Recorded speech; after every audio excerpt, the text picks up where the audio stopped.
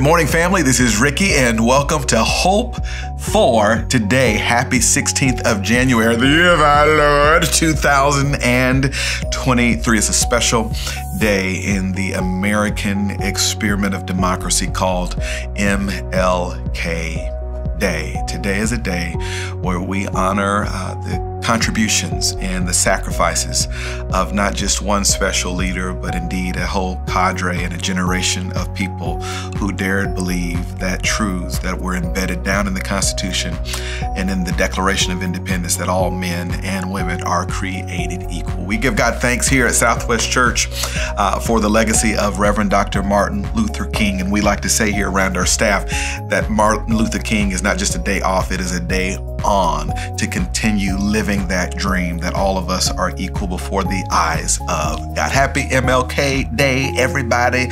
But it's still Monday. You better get up out your bed, bend the knee, thank God for another day. Come on, y'all. It's a new week. Let's act like a thing is so, even though it ain't so, in order that it might be so. Let's go ahead and jump into this. It is Psalm 23 week at Hope for Today.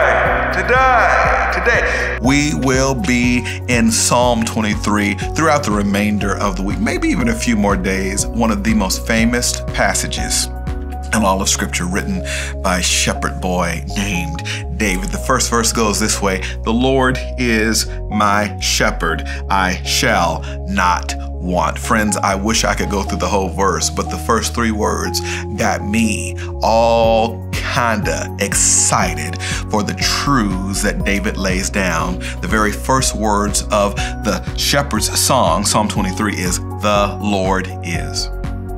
The Lord is. Now he goes on to say what he is, and we'll do that tomorrow. But I would sell to you this morning, no matter what you're going through, no matter what valley you're experiencing, no matter what threat you're facing, no matter what fear that is causing turbulence in your heart, friend, if you can just be reminded that the Lord is. What's the idea here? He is real. He is there. He exists. And God hadn't brought you to what you're going through to not bring you through what you're going to. There's a plan for your life.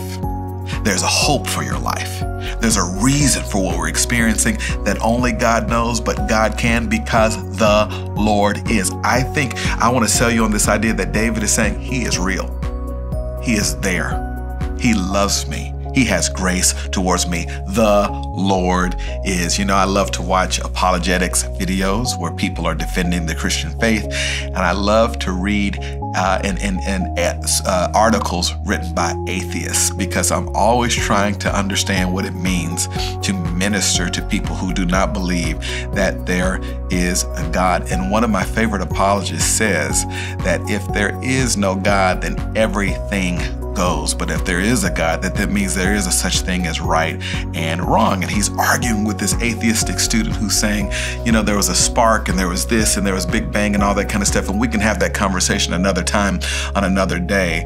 But he says the one thing physicists and astronomers and atheists have not been able to explain is, how can nothing come from nothing? There's no math to compute that. And I'm here to say that there is no such thing as nothing coming from nothing. It all had to come from something. And you and I know that something is the Lord, our God, who David proclaims is. He is kind. He is real. He is loving. And let's put our trust and faith in him this week. And that's hope for today.